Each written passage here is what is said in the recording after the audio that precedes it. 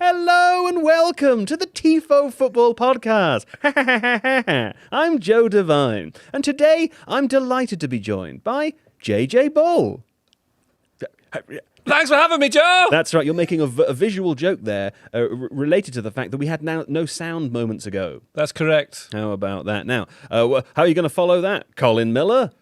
We have to do this perfect now, don't we, Joe? Yeah, I'm very well. I'm very glad to be here. It's the World Cup. You know, Very exciting. We're living life. I'm living life, certainly, and I'm feeling it today. Now, what did we talk about on today's stream? Well, before we get to that, let me tell you, we're recording this podcast immediately after the Belgium-Egypt game has finished. So before Saudi Arabia, Uruguay, that's up next. We don't know what's happened there yet. And Iran, New Zealand. So if you're listening to this podcast later on or the next day, that's just so that you know where we are in time. It's like a Chris Nolan movie, isn't it? Yes. How about that? Now... Oh, were you going to say more? Ah, yes. I like that. Because I thought it would help. Thank you. Thank you very much. Now, let me also tell you that we're live on YouTube right now and that we're live streaming throughout the World Cup. There's a couple of different things that we're doing. One is that we're doing some live watch-alongs, a little different to the type of shows that we normally do. We watch the football and you can watch it with us. Sit there and listen to us. I would say today, probably 60% of the time we talked about the game, 40% of the time JJ was doing an improvised video to how to make a cheese sandwich. And I think that's what the people want. I think people enjoyed that bit. They did, didn't they? We also read excellent football jokes at every drinks interval, every hydration break. So join us for that. Just log into YouTube just for that bit and then back out again. You'll be absolutely fine. Anyway, we do that on the Athletic FC's YouTube channel. And then we do our Tifo Football podcasts every day. We do them live on the Tifo Football YouTube channel where you join us now. And there's also a live chat here today. So hopefully we'll get a few questions thrown over to me from producer Ryan. Now, what did we talk about on today's episode? Well, Cape Verde earned the biggest shock of the tournament so far. That was mighty fun, wasn't it? Holding Spain to a 0-0 draw. We talk about that. Egypt performed impressively against Belgium, holding the 9th-ranked team in the world to a 1-1 draw. Do you remember where Egypt are in terms of rankings? Yes, I do. But I'll let Colin talk now. Good shout. Colin, do you want to guess where they are? Egypt's are out of the 48 teams? No, just in their FIFA ranking. In the FIFA ranking, I would say top 20, probably top 15. 29. 29? 29. Oh, wow. Maybe they'll hop up today. I don't know how the FIFA rankings work. But anyway, we talked about that. We're going to we didn't talk about it yet. It's just that I'm so used to doing the intro at the end that I'm describing things that we haven't yet talked about as though we have talked about them. We played a rondo in the future. That's going to be fun. And I won. And you won. Yeah, look out for that.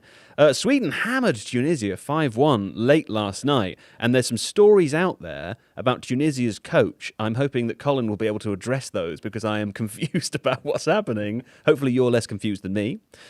Who's the best team of the tournament so far? That has eminent cuttableness about it, doesn't it? Because we've only got 40 minutes to do this in.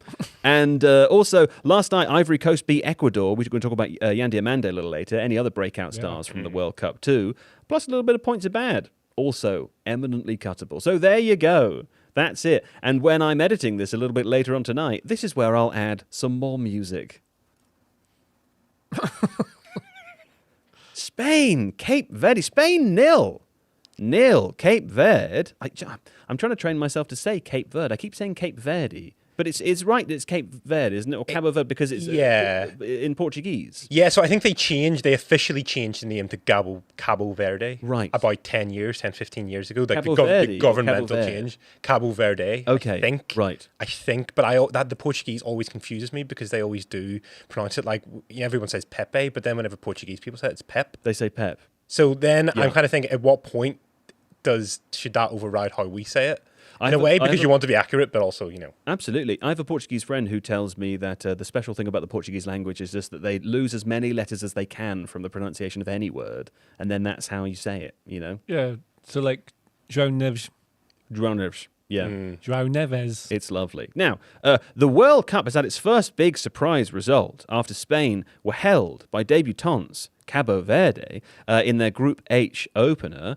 Spain were, of course, many people's pre-tournament picks for the trophy, but they struggled in front of goal against Cabo Verde, who are 61 places below them. in FIFA's rankings. I mean, where do you want? Did you watch this game, Colin? Where do you want to start?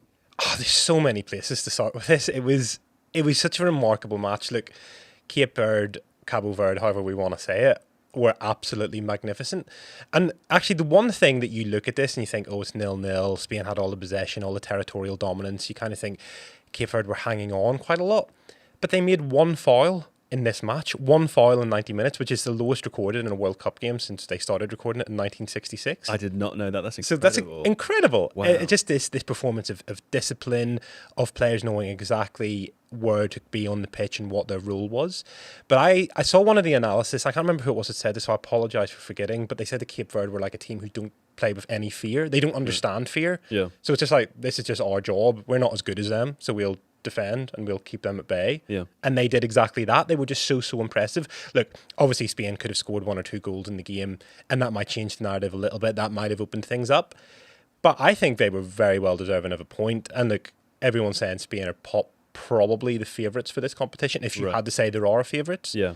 So for them, for Cape Verde to come in, the first sort of game at this level and produce that display is phenomenal. Yes. There was an excellent point made earlier that there's a bit of a trend for teams who eventually go on to win the World Cup, not always winning all of their group stage games. In fact, the same thing happened to Spain in 2010 when they did go on to win it. I can't remember the team that they lost to in their first game. Switzerland. It was Switzerland in their first game. And in 2022, they started the tournament by beating Costa Rica 7-0, Right. and then they didn't win another game. So, these things can happen. Go. Yeah, and in their group, I feel as though there's still an opportunity to progress. We could talk about Spain in a moment, but sticking with Cabo Verde for a second, it's easy to sensationalize on days like today by saying, this is one of the biggest World Cup shocks ever. But how do you try to how do you rank that amongst other shocks? Like, is it high up there? I think it must be high. I don't think in terms of shocks, because they didn't win, right? It's a draw, so Right. you have to put that in perspective. But having said that, I think everything that was going into this game was about how many Spain were going to win by, and it was conditioned by the match the previous day when Germany were playing Curacao, and okay, Curacao maybe not quite at the level that Cape Verde would be, but they lost that 7-1. So this was a completely different approach, but the game plan was perfect. It paid off. And I mean, I think there's so many ways of analysing this. You can talk about it tactically, but I think the personalities of this Cape Verde team and their backgrounds, where they've come from, the fact that this is a team and a nation who've leaned on their diaspora quite a bit, but their diaspora who didn't even know they were really, legible to play for this team. So my favourite one was the defender, Roberto Pico Lopez, who was one of the man of the match contenders. So right, he's lived his entire life in Dublin, in the Republic of Ireland. Right. He spent his entire football career there. In 2018, the Cape Verdean FA sent him a message on LinkedIn to be like, do you want to play for us? You've got roots in Cape Verde. We know you haven't been capped. Can you play for us? The problem was the message was in Portuguese. Right. And he didn't speak Portuguese, so we just ignored it. So a year later, they were like, right, let's try him again, but do it in English. I've got to translate my unread LinkedIn messages just in case there's any international teams out there that are offering me a cap. What a story. I mean, to go from that and you're playing in the League of Ireland to essentially man marking Mikel Oyarzabal out of the game and producing that performance. Yeah. I mean, the goalkeeper as well, Fozinha, 40 years old, born and during the 1986 World Cup. His dad had initially tried to name him after Jorge Valdano, and the Cape Verdean authorities were just like, you can't name your son that. It's like, all right, okay. So they named him Josimar instead, after the Brazilian fullback. Right. And his nickname's now Fozinha, as Portuguese and Brazilian names tend to do. He plays But in he the was fantastic. second Portuguese division, I believe, as well. Yeah, Right. yeah. So this is the thing when you're analysing this, you kind of think teams like Cape Verde, even Curacao, and maybe to a lesser extent Haiti as well, you kind of think these players are really at a lower level, like a much, much lower level, but a lot of them are actually playing reasonably high up. And I think it's the fact that they've got access to all this sort of strength and conditioning and the sort of fitness and nutrition of top level teams that really narrows the gap. But They've got LinkedIn as well. Yeah, they very much do. Hopefully now they have automatic translation services for this as well, just in case. But I mean, what a story. I mean, if you're from Cape Verde, 500,000 people, I mean, it's one of the best days of your life. It has to be. Love it. Okay, JJ. I mean, you tried to analyze this earlier. I did try. Yes, we made. No, I think you did a very, very good job. The reason I say try is because Colin was describing how it's difficult to analyze a game like this. But you stood over at the big touchscreen board over there. You talked about the fact that it can be difficult, whoever you are, to break down low blocks when they are effectively done. And Spain, a little tense in front of goal today, but they just found it tricky, didn't they? Well, it's easier to destroy than to create, I think. But like Spain didn't do too much wrong. There was a few things that we tried to talk about where they could have been a bit faster with their tempo. They could have done more with rotations in wide areas, especially. Or I tried to compare what Germany did when they beat Curacao by 7. You know, but I think. Yeah, what Haiti did was very well organised, and it's hard to break that down. And the more organised and harder to break down you are, the more worried you become as a team with all the possession. Like, how much do you open up? Because they're waiting for that chance to break on you. So if you push everyone forward, eventually that's what the risk is. And it's why you get cup upsets and like the FA Cup in England especially, that sort of thing. You know, because small teams can win these games. Yeah. Like my example, and they can draw them as well. Well, exactly. Like Aberdeen won the Scottish Cup last year. 2 seasons ago now, and like there's no way they should have won that final. Celtic should win it every single day of the week, but you play in a certain way, defend really well, and you get your luck. You got to take it. Yeah, when you get chances, you got to take them. Spain they had 27 shots.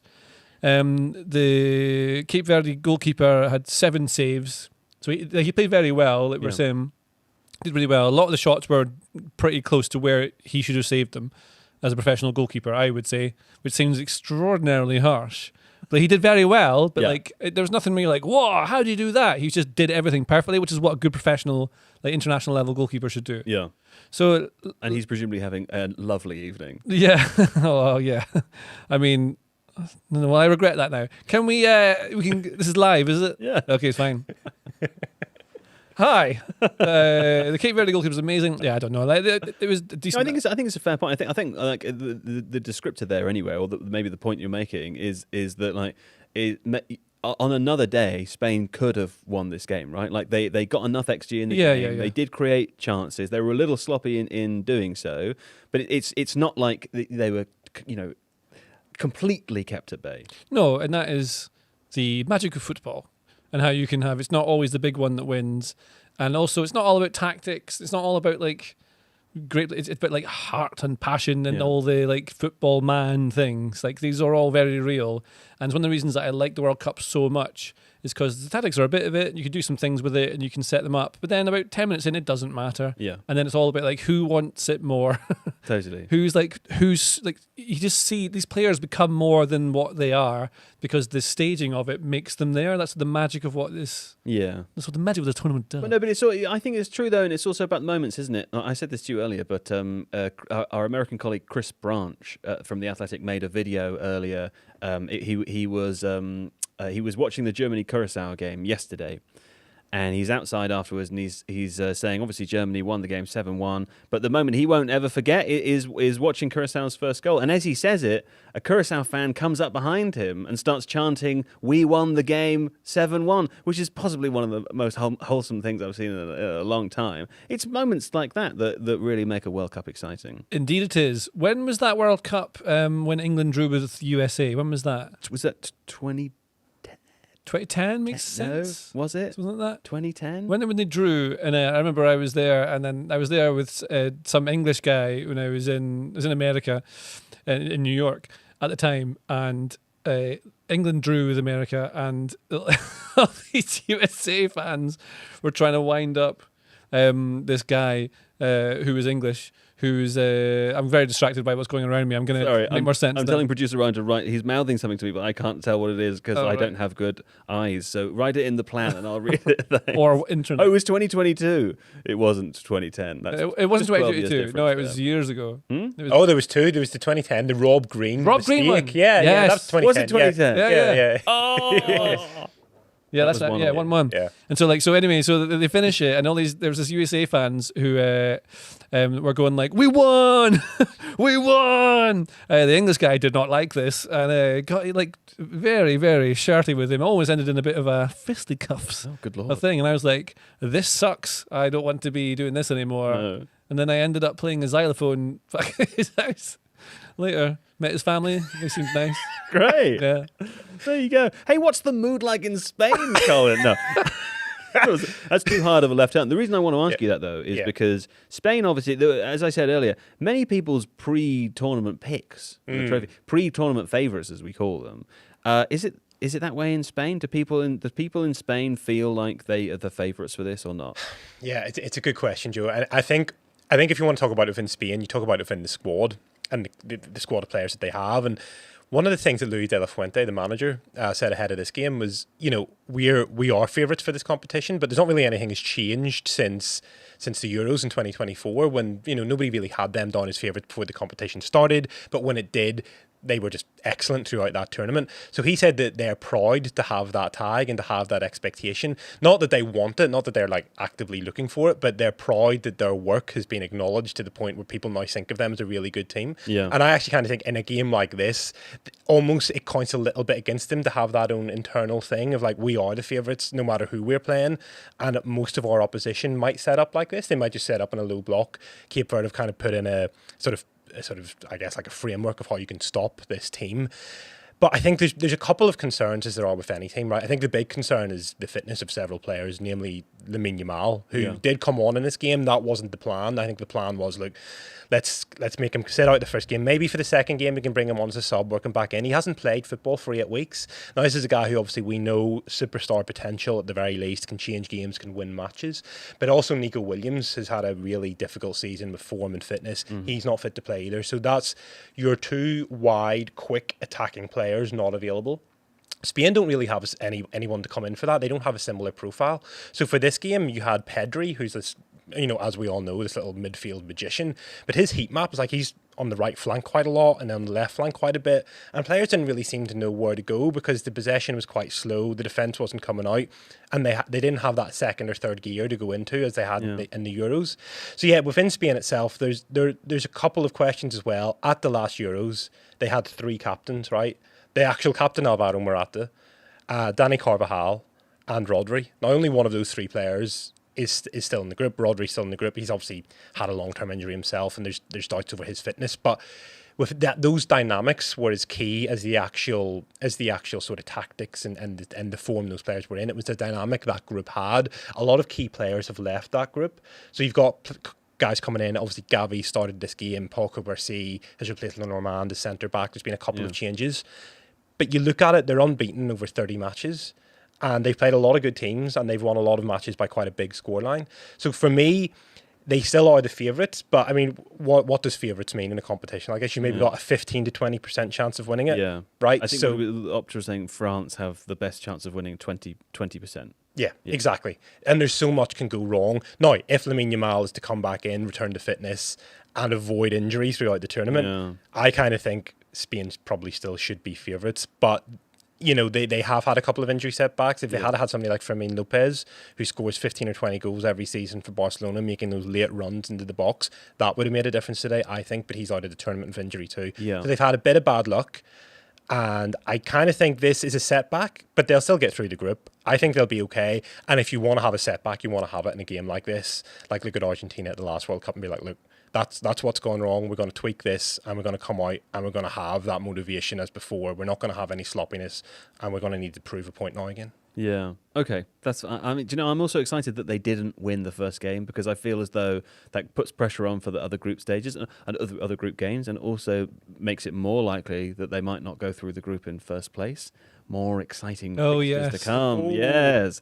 There we go. Okay, we're going to have a quick break for people listening to this podcast. And when we come back, we'll play a rondo before lots more to discuss. Which I will win. We'll be right back. Obviously, if you're watching this on the live stream, we're not going anywhere because it's live. But producer Ryan's going to hop in here. There's only 3 of us, you see, so producer Ryan's going to read the rondo today. Hello. Are you playing the rondo? I'm playing the rondo. Oh, no. I'm playing the rondo. Okay, I'll pick up again, and I'll say, welcome back from the break. And actually, I'm just going to just drop back out again and say, can we just take a time code for that for producer Nathan later? Okay, picking up again. Here we go. Welcome back from the break there. Now it is time for the most important part of the Tifo Football Podcast. It is the Rondo. Yes, welcome to the Rondo. Here's how the Rondo works. Producer Ryan today will be giving us a category that has multiple correct answers. We go round in a circle shape and we give correct answers back. If we give incorrect answers, we are immediately ejected from the Rondo. If we dither or dilly or dally, we are ejected by producer Ryan from the Rondo. And the final person standing is named Rondo Del Rey. Now, Ryan, also, you requested to be called for today's Rondo del Rye. Okay, so that's what everyone must call him. That's Okay, not Rondo true. del That's Rye. not If you true. don't do That's that, not you'll true. also be immediately It's not rejected. true, Joe. Not true. It's not true. Okay, right now, producer Ryan, what is our category for today? The category for today comes from Donal in the Tifo Discord. So Which you can join by clicking the link in the description, by the way. apparently so. Yeah. 17 clubs have 10 or more players in this World Cup. Can you name those 17 clubs? Okay, so who's going to say Real Madrid and go out first? Is that not me? I'm not going to do that. Where are you starting? You can basically. What do you mean? Where am I starting? You Who can name goes? Who answers first? Should we go? Let's go like Colin first, huh? So I'm going last. I think so. Yeah. All right. Good lord. Or Okay. should we? No, Colin's. Colin, you start. 10 or more players. 10 or more players 10 in or this more. World Cup. Okay, 17 clubs. Okay. I'm not. I don't want. We're not going to look at the live chat. Close your. Close your live chat. Close your live chat, JJ. I don't. They'll give you answers. Right. My computer's going to restart. We don't.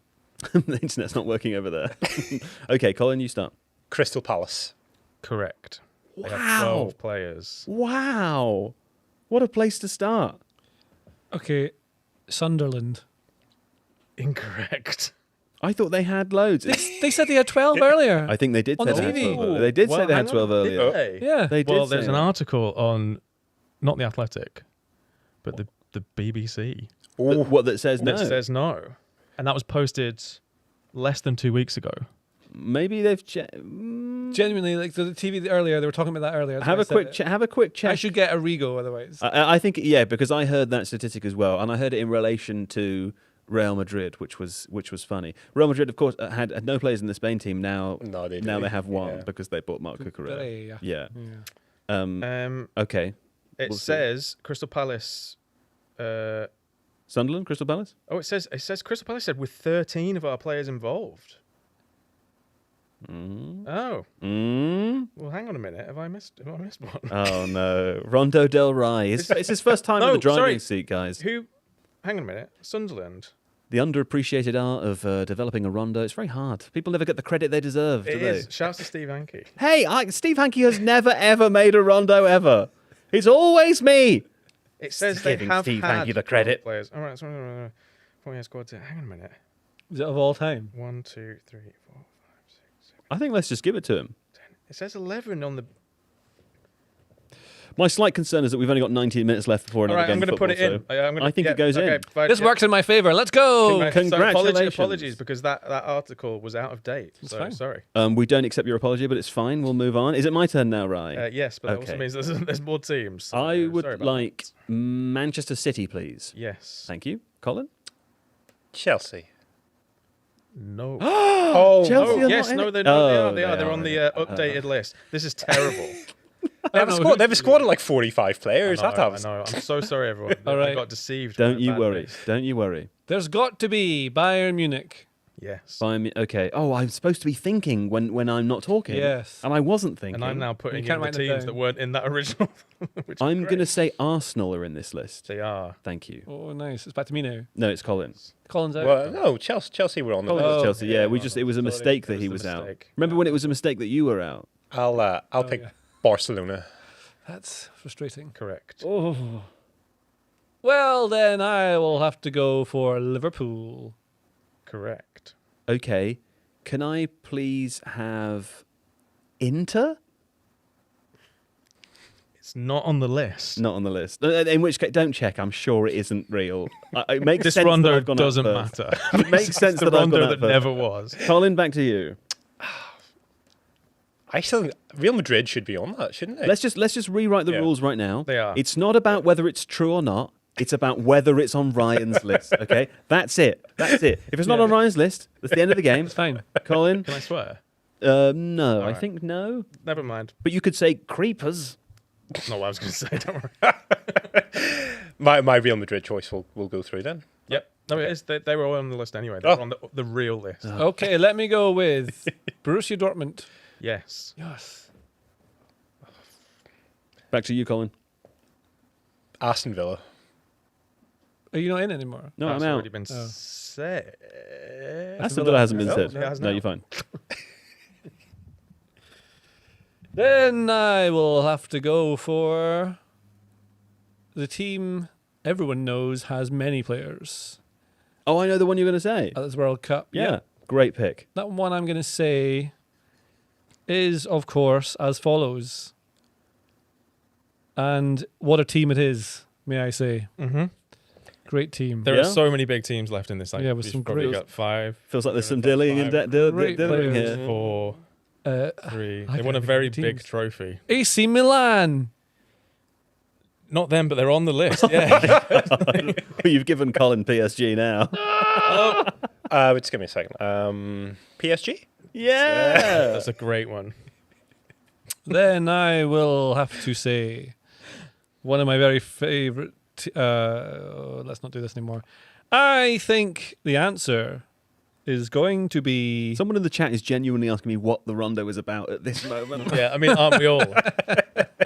Come It's on. gonna be a legendary We're rondo. busy doing the rondo. Oh, I you- should probably hurry up, JD. Yeah, you definitely should. think Sevilla. this- Sevilla.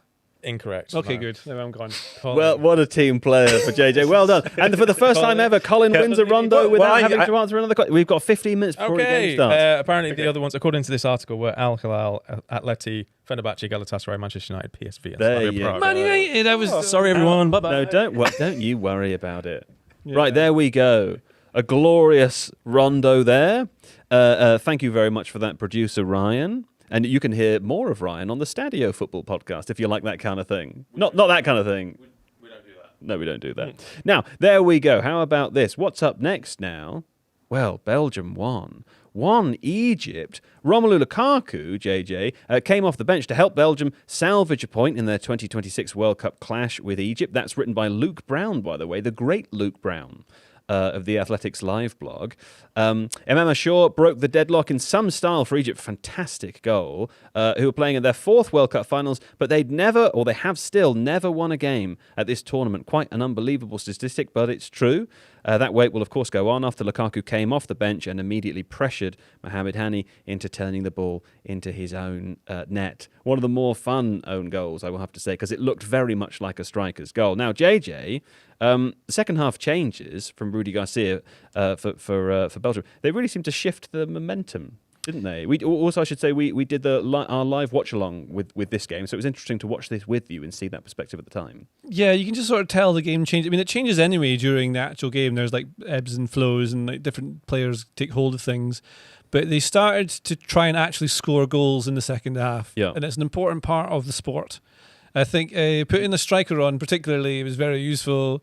Lukaku, you got to have a striker. You have to. Sometimes you don't. I felt a little bit bad for Charles de Ketelaere that the striker that replaced him scored. Well, actually, didn't score with his first touch because he didn't actually touch it technically. No. But he created the goal with his pressure. Yeah, but that's what you get. When you've got all these nice tippy-tappy players, just get someone in the box, get it in. It's a very simple game at heart, really. And having that person there just like driving, so determined to get in the end of that cross, means you can put the cross in Yeah. rather than having to like, oh, maybe we'll keep it more and up the possession a little bit. I thought Egypt were great in this. I thought it was very even. I thought 1-1's very fair.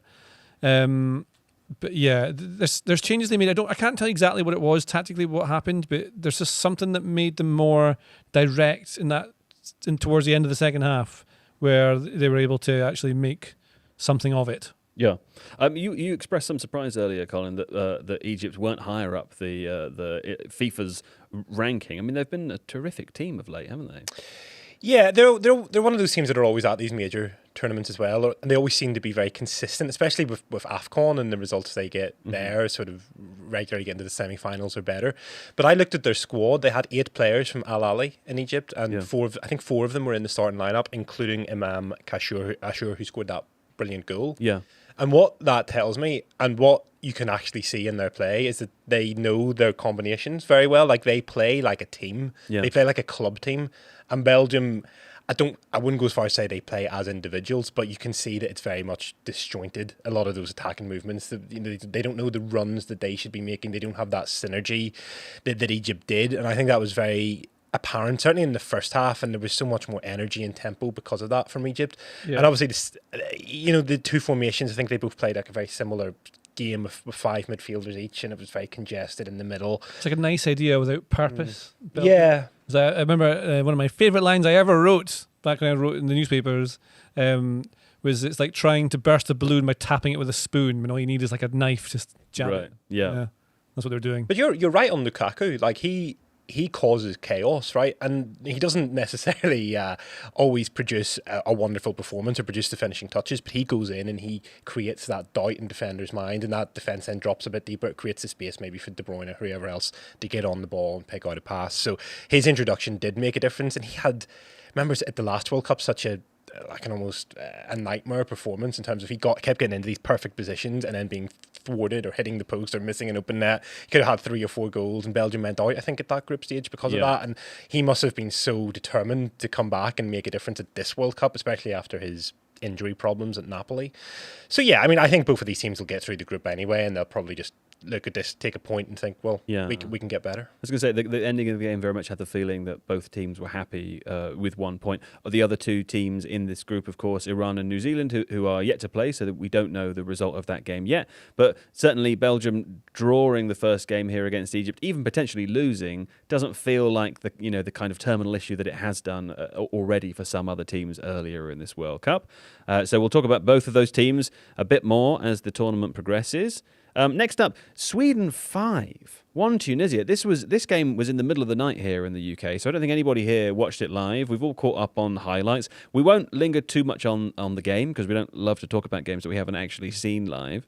But I will read here. Early on Monday morning, Sweden put 5 past Tunisia with goals from Isak and Gyökeres. It's the second biggest result in the tournament so far, and one that drew immediate reaction from Tunisia, who are set to, and I'm using the language here, set to, because I don't think it's happened yet. I'll find out from Colin soon. Are set to fire their head coach, Sabri Lamouchi, after only 1 World Cup game. I'm just reading this from our colleague Jay and Namdi's news article published in The Athletic earlier. Sources briefed on the situation, speaking on the condition of anonymity to protect relationships, said on Monday that Tunisia intended to part ways with Lamouchi. Lamouchi was appointed a Tunisia coach in January 2026, replacing Sami Trebelsi, who left his role following the nation's last 16 exit at the 2025 Africa Cup of Nations. He's won just 1 of his 5 games in charge of Tunisia following his appointment 5 months ago. His anticipated departure, I guess if it hasn't happened yet, or if it does happen, would see him become the first coach to be fired just 1 game into a World Cup tournament. Colin, I mean, I don't know if you can update us on what's happened. We've sort of been live in this room for hours, so we don't fully know. But also, that's quite a serious reaction to what was a serious loss. Yeah, so obviously the first thing is you lose 5-1 in your opening game. That's obviously not a good start. And like, none of us watched the game, as you said, Joe, but you see the highlights and it was just such a disjointed performance. The reaction that I've seen from a lot of Tunisia fans has been that was an absolute disgrace, not just in terms of the result, but like there was no game plan, there was no structure, there was no real idea of what they were doing in that game. And they probably would have looked at that Sweden, who kind of got into the World Cup through the back door because they didn't win a qualifying match. They were terrible in qualifying, but because of the Nations League, they got into the playoffs and deservedly got through from that point. But this clearly is Sweden themselves. They're a team who have great players, but are obviously flawed, right? They obviously have flaws themselves. Tunisia, their next manager, should Sabri Lamouchi leave, as we expect him to, and I don't think it has been confirmed as we record. Should he leave, the next manager will be the 8th Tunisian manager since the start of 2022. It'll be their 21st permanent manager since 2008. So this is a team who just change their manager all the time. Yeah. Now, to do it mid-tournament is kind of really sort of strange and notable. The really weird thing about this is that there's been 3 managers who've been sacked during a World Cup before. The extra weirder thing about this is that they all happened at pretty much the same point of the 1998 World Cup.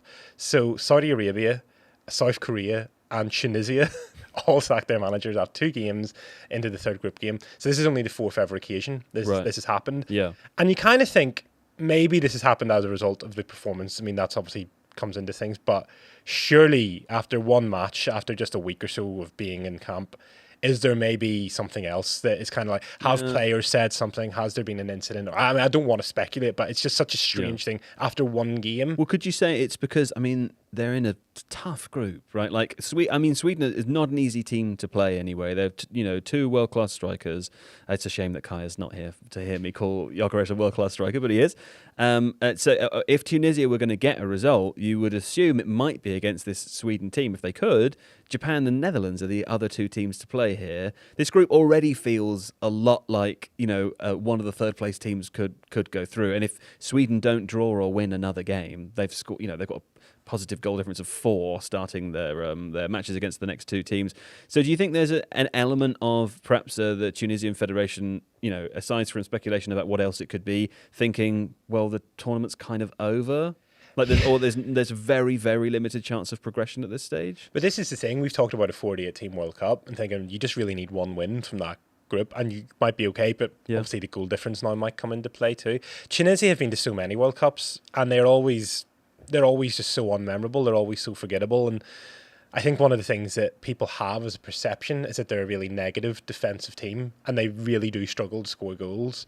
But for this game, they had no defensive structure either. So, I don't know. I think just if you're Tunisian, you just must be hugely frustrated because again, you've got to the finals. You've sort of eased your way through the group's the qualification campaign again with ease. And you just get to the big stage and you just don't turn up at all. It must just be very deflating. I don't know if they have a plan, but whenever Limucci came in, his whole thing was this is like a 4-year project. That was only, 4 or 5 months ago. Yeah. So there's just not been any patience. And I don't know what comes next for them, but it's going to be very difficult in that group, as you say. Yeah, well, we'll find out. Handily, we're live again tomorrow, so if there's an update on that situation, we'll be able to talk about it. Let's have a quick break, and when we come back, we'll talk about Ivory Coast, Ecuador, Yan Diomande, and we'll do a little bit of points are bad.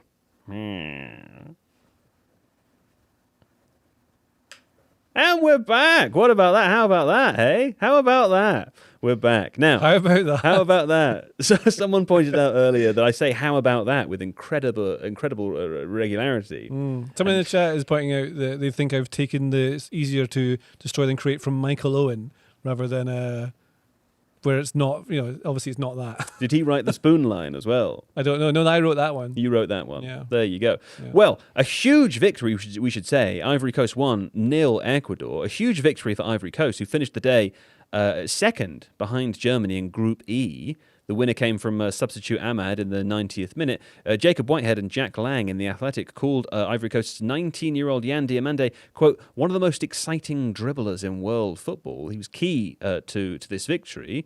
He also apparently has the highest take-on success rate of any winger in Europe. There you go. And earlier this month, The Athletic reported that Liverpool had made contact with RB Leipzig over his potential transfer, to be quoted a price in excess of 130 million euros, which is an enormous amount of money. I need not tell anyone listening to this podcast. Now, JJ, I mean, aside from being a terrific victory for Ivory Coast, is Yan Diomande maybe the first breakout star of the tournament so far? I know you knew who he was already, but I didn't. Oh yeah, no, he's been noted as a wonder kid for a long time. He was brilliant in this game. I will also say that this is the most entertaining game of the World Cup so far. Yep. I love this one. Really end to end. Ecuador really good at defending, super aggressive and going at Ivory Coast. And then, like I said to you earlier, about 15 minutes in, Ivory Coast, who looked really nervous and like they couldn't keep hold of the ball, just started kicking the hell out of them, and it was funny. And so there was loads of like players just going into each other. Nothing super like over the top aggressive, but just like Ivory Coast are big and strong, and they use it well. Diomande, super skillful, like clever. Also, like both teams really well organized. Like really, they just look smartly coached, and they know what they're doing, and they played the game well. Yeah. And so they both had spells where they were in charge. Ecuador just couldn't score. Ivory Coast were kind of poor going forward only on the left side. So they had Touré and Wahi were playing. And as soon as they came off, I think they massively improved, which is harsh on those two. And the players they put on, I can't remember who they were. I'll just tell you.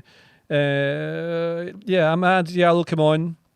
Made a huge difference straight away. He was playing more through the middle. He was doing very, very well. And then Andy Yohan Bonny came on, and he was really good also. I thought it was really nice, by the way, for Ahmad to score a World Cup goal, because he had a tricky second half of the season at Manchester United, not getting as much playing time. I think not through any of his, not through any of his own fault.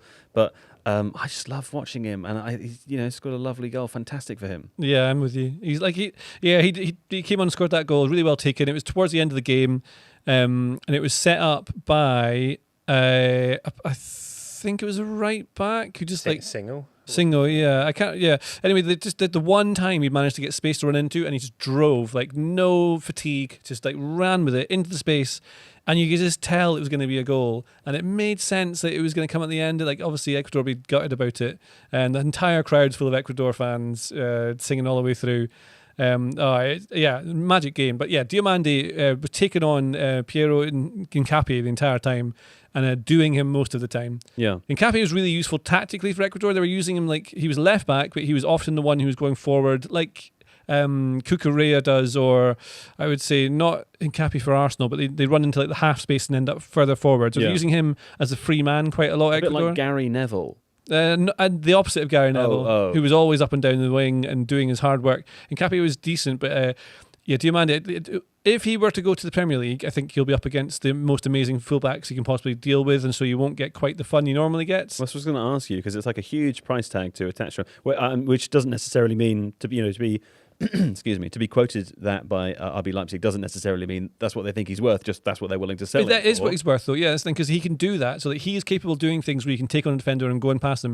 You can go past them with like speed on the outside. He makes the right decisions. That's the key thing for any good player, making the right decisions. But I thought like both teams made the right decision almost all the way through this game, so it was just like a good game. Like you didn't know who was going to win at any point, and because they were so different in their styles, it was really fun. Yeah. Other, like in answer to your question, other standout was Ayub Buadi, who is like going to be a top superstar midfielder. Another breakout star from the World Cup so far. Yeah, so like anyone who's played Football Manager or like any number of like video games will be aware of who this young lad is. I think he plays for Lille. Is it Lille? In France. Known about him for ages. He's going to be a superstar because all the scouts of all the video games say so, and you can mostly trust them, especially the Football Manager ones. Has he played for Morocco in the World Cup? He plays for Morocco in the World Cup. So like you thought he was going to be a France superstar, but I think he just got asked to play for Morocco recently. I think he played it for France on youth level, I think. Right. So hopefully that's all correct, and if it is, it'll remain in the podcast, and if not, I'll give myself another in. Yes, he's great. He plays for Morocco. just to let you know, there's no one around to edit this afterwards. Oh, that's good. Everything I say is always correct. Everything will be in. I don't want to research it right now because it'll just slow us down. But yeah, he's like a midfielder who can play as a 10, he can play as a 6 or an 8. He's a midfielder. But like the vision and the passing, he just sees things. His first touch is immaculate, and he's tall and he can take on things. He can take the ball down and from out of the air. He's such a good player, and so he's like doing really well for them. Played against Brazil, obviously. Those are the two that could have stood out, other than every single one of the German players. And do you think, I mean, the World Cup and performances like this often has quite a big impact on the transfer window. Whether or not it should is a different matter, but do you think it maybe will in this case, Colin? I think it could. I think it definitely could. And this is sort of like a long-running theme of people who kind of study transfers, is that you shouldn't buy players off the back of a good international tournament because it's just a handful of games in an environment which is different in club football, different dynamics and everything else. But you're talking about players like Diomande and the valuation that RB Leipzig have put in him, and they're probably thinking of adding an extra 10 or 15, 20 million after this tournament, because those are the sort of performances that just are played in front of an audience. It's so big, and that just drive up hype and drive up, like we're talking about him right now, and we weren't really during the season because, you know, Bundesliga, a lot of people watch it, but it's not mainstream in the sort of wider consciousness. Yeah. So the fact that he has such an exciting performance, and I just like, you know, he gets on the ball and he does something that nobody else does. He's got such a unique style, so he really is an exciting player. But I think it could do that. I think it might also, for these players who are so young and so talented, it's almost like forcing them into a really big move at this age. And that's not always necessarily the best thing. And I know there is no patience in football anymore, but if there was another 12 months or so for them to develop in a league maybe that isn't the Premier League, for example, with a lot more physicality and everything else, which players can struggle with, certainly at that age. So I kind of think, is it necessarily the best thing for them, especially with the price tag rising, the pressure rising on them too? There's so many things that could go wrong because it's gone so well for them and because they've been so good in the biggest stage. But yeah, I mean, look, we're raving about them, so I'm sure they're happy enough at the moment. Let's talk about Ecuador quickly before we play points about, and also I'll point out that the Saudi Arabia-Uruguay game has just started. feel free to go and watch. We'll be wrapping up in the next 5 minutes, but if you're joining us on the live stream, then you're in the home straight now. I do want a word on Ecuador, though, because they're 25th in FIFA's international rankings. They came into the tournament considered possible dark horses. 19 games unbeaten. Well, yeah, they were super impressive in South American qualifying. They finished above Brazil and Colombia, despite starting with a points deduction as well. What do you think went wrong for them in this game, Colin, if anything? And do you think they'll be now battling for a top 8 third-placed finish? That's a mouthful. Yeah, possibly, Joe. Look, I think I'm in complete agreement with JJ on this game. It was a really high-quality game. Yeah. So they didn't play badly. They could easily have won this. They hit the post twice in the first half. I know Ivory Coast did in the second. But these are two really good teams.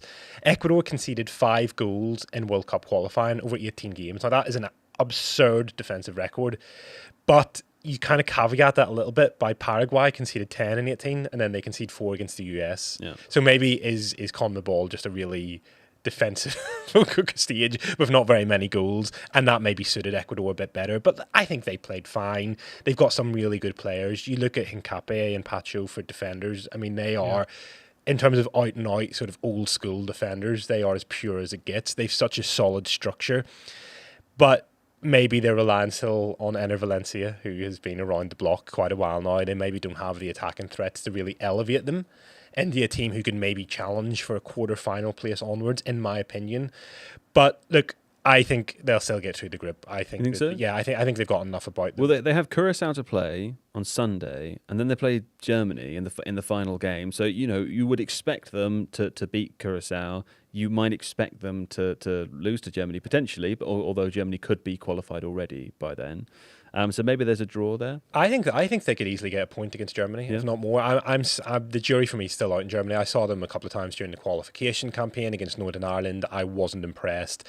Okay, like you win 7-1 in your first game, great. I mean, obviously that's a massive confidence boost, but the opposition, I just don't think you can really tell anything from that. Yeah. And this group, I think the other teams are lucky in the sense, and I don't mean to be too mean-spirited on Curacao, but I think Ecuador and Ivory Coast could also run up fairly big score lines, and if it does come down to goal difference for third place, which it probably will, they have that advantage. So I think they're going to look to that game and try to score at least 3 or 4 goals. Okay. Well, we will bring you discussion of the results of those games as and when they happen. Before we finish today's podcast, though, there's the small and important matter of points are bad to complete now. Helpfully, JJ, for us today, I can tell you that the total scores as it stands is as follows. You, me, and John are all tied in first place. Nice. On 33 points. It's remarkable how close we are together. Yeah. And Kaya, 35. What an idiot Kaya is. Good Lord. Terrible player of the game. Kaya, he's got 35. So Kaya made his predictions. 1-1 bot? The 1-1 bot I'm not calculating because it was so far ahead. Kaya's already made his predictions and John totted his in as well. So we can see that what we're doing was we're predicting for Tuesday's games. Of course, there are still 2 left of, not strictly speaking Monday, depending on what time zone you're in. There's 2 games left of today's batch, but we're predicting for tomorrow. So I can tell you that you'll be predicting first now for France-Senegal. John's already taken 3-1 to France and Kaya has taken 2-1 to France. 2-0 to France. You want 2-0? Okay, how about that? Now, for me, I believe this is going to be a shock. A huge shock. And I think it's going to be 0-0. Okay? Now, Iraq-Norway is the next game to predict for. I can tell you that John's taken 3-1 to Norway and Kaya has taken 2-0 to Norway. 0-1. 0-1. So 1-0 to Norway. Okay. And I'm going to take 2-1 to Norway. Now, Argentina-Algeria is the next game. John's taken 3-1 Argentina. Kaya's taken 2-1 Argentina. You can see there's a pattern emerging. Yes, here. 1-0 Argentina. You think 1-0 Argentina. Okay. And I'm going to say there'll be a huge shock here. And that it will be 2-0. Yeah? What, did you whisper at me? Do the bit 0-0. Oh, 0-0, I know, yeah. And then the final game for us to predict for tomorrow is Austria-Jordan. I can tell you that John's put 3-0 Austria and Kaya's put 1-0 Austria. Nobody believes in Jordan here, but do you, JJ? 1-0 Austria. That's already taken. Oh, 0-0. Okay. Well, I believe in Jordan. even though I think they might be the lowest ranked team in the tournament, are they? Yeah, so maybe I don't believe in them. What do the stats tell me? The stats tell me, forget the stats. Follow your heart. And that's why I say 2-0 Austria. There you go. How about that? There you go. That's points about. Some incredible analysis for you today there, viewers. Thank you very much to Colin Millar. Thank you. To JJ Bull. It's time to go. Producers Ryan and Don and Jamie were all here as well. Thanks for that. And we will be back tomorrow, I can tell you. John's going to be back on the couch. So's Kaya. We'll be watching that France-Senegal game at 8 p.m. We'll be streaming live on the Athletic FC, so do join us for that. And there'll be another podcast to listen to as well as a special guest joining us tomorrow. So very exciting. Oh! There you go. Until then, ta-ta, goodbye, au revoir, enjoy yourself. And as my grandfather used to text me every night, sleep well, Joe.